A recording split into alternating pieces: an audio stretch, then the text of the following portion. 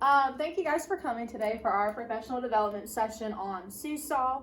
I kind of sent out something last week as an introduction on how to get into it and how to create your account so that you are ready for today and the part that we're going to do today. So, last week you should have already signed up for your account. When you pull it up, when you type in Seesaw, it's going to come up like that.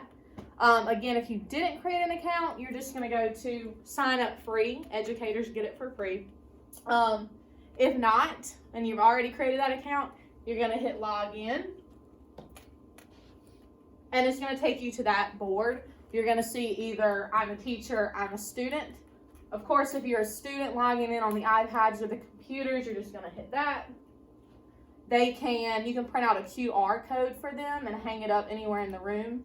They can take their iPad and scan it. So you're going to hit scan code if they have a QR code. If not, if you don't want to do the QR code and you have a texting code, you can just have that out and they can type that in and it'll pull up for them. And we're going to talk about the student version later on. But today I want to talk about the teacher version. So,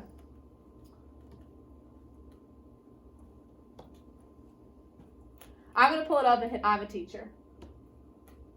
And then, of course, you're going to enter your email and your password. So let me go do that real quick.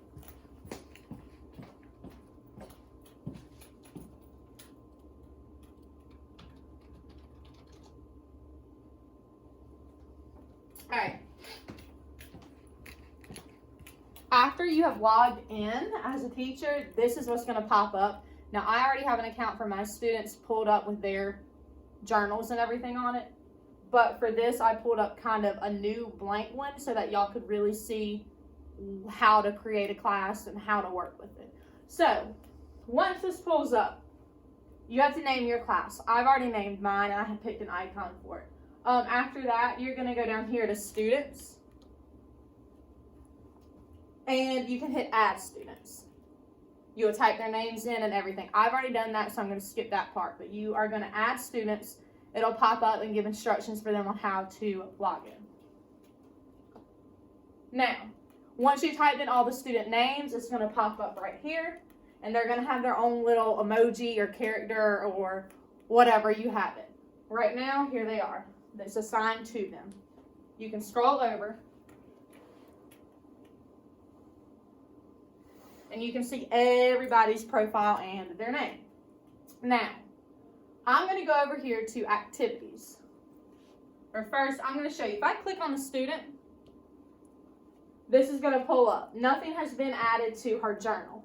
That just means she has not added any assignment to this yet. So, I'm going to show you how to assign a student or an activity to a student. So, you're going to go over here and click activities.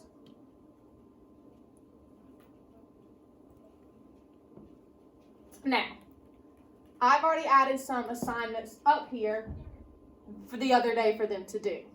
So right here you see the assignment that I have created for them. It says no responses, 0 waiting for approval, 0 drafts, 18 not responded. So I've assigned it to my whole class. Once people have worked on it, I can see how many have worked on it and done that assignment and how many have left to complete it. So I can keep up with my children and who's doing what and who's not. So that's the accountability tool that I love about this. Now, it shows me when I assigned it and what time. And again, how many students have not done it. Now, I'm going to scroll down. And right there, when I scroll down, I can see everything that I have assigned to my children. Now, I'm going to go over here. If I go right here to add response, I can click any student to add a response to. So, if Aubrielle has submitted her assignment, I can click on it and then I can add a comment to hers, like great work. I can just add a heart, whatever kind of comment I want to add to it. Now, here are the ones that I have assigned to them. They can do any of them. Now, I'm going to go over to add, because this is how you find these assignments. I'm going to hit add, and I'm going to hit assign activity. when you hit that, it's going to pull up what I have already assigned to my children already. So, here it is if I want to go back to it. If I need to find an assignment to give to them, I'm going to go click Community. Now, I've already clicked my grade level, which is 2nd grade. So, I don't need to do anything with that. It's going to pop up with assignments that are for 2nd graders. I'm going to scroll down.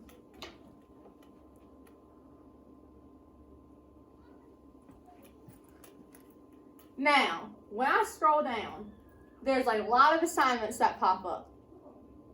Now, you can go and look through any of these assignments and figure out what you would like to do for your children. These are ones that are just on the home page, the community. If you can see, you have a fiction or nonfiction one you could do. You have a tell me about your break activity. You have community sort and share. There's literally so many resources up here for you to give to your students or to assign it to them. Now, if you go back up, they have some categories up here that are trending. You can click that if you would like.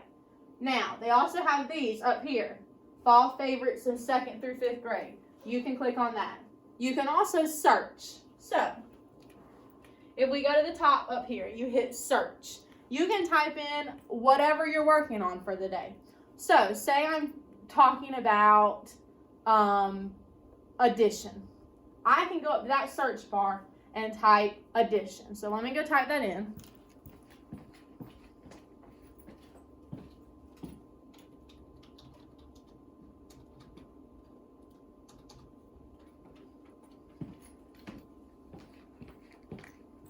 And there's literally so much that pops up, any kind of activity.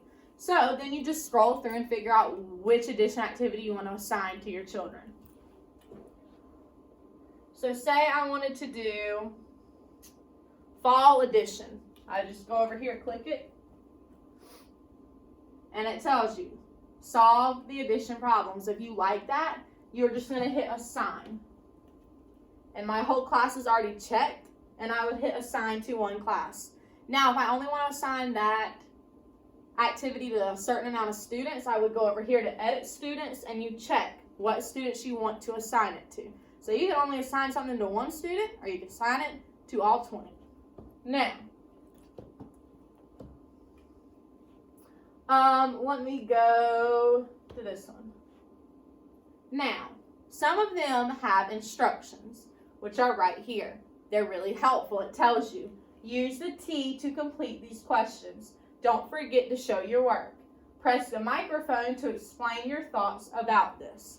So, some assignments that you have to use a microphone and the children have to say stuff. Other times they just take a picture and submit it. It just depends on the activity.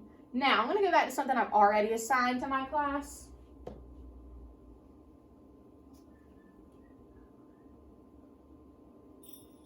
Which is the word search. So I'm going to click on that. Now, there's a lot of assignments or directions for this word search. And it tells the students clearly what they need to do, which is really helpful. So that way, if they're in their group, you don't have to reteach them the directions. Now, this says, use the pictures to help you read the words if needed. See if you can work out the words without pictures. And it gives you instructions. Tap the add response button. So this is what children would do. Tap the microphone button to read the words. So they're going to have to read all of these words so you know that they know them. Then you're going to have to tap the microphone button to circle the words and cross them off. Tap the check to reflect and tap the check to submit your work. So they have to use the word search and use the microphone button to read the words, which is really helpful.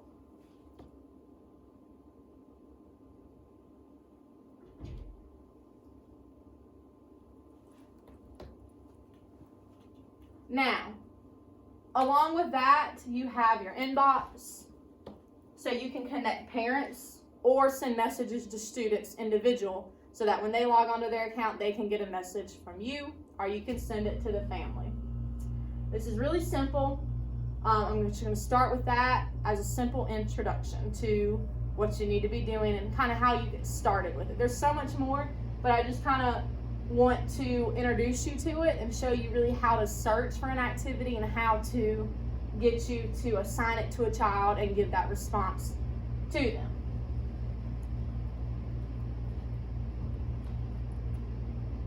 Now again, when they submit their assignment, you go to their name and it'll pop up here and you can see how they did and give them a comment back on it. So it's a great accountability tool for you as a teacher.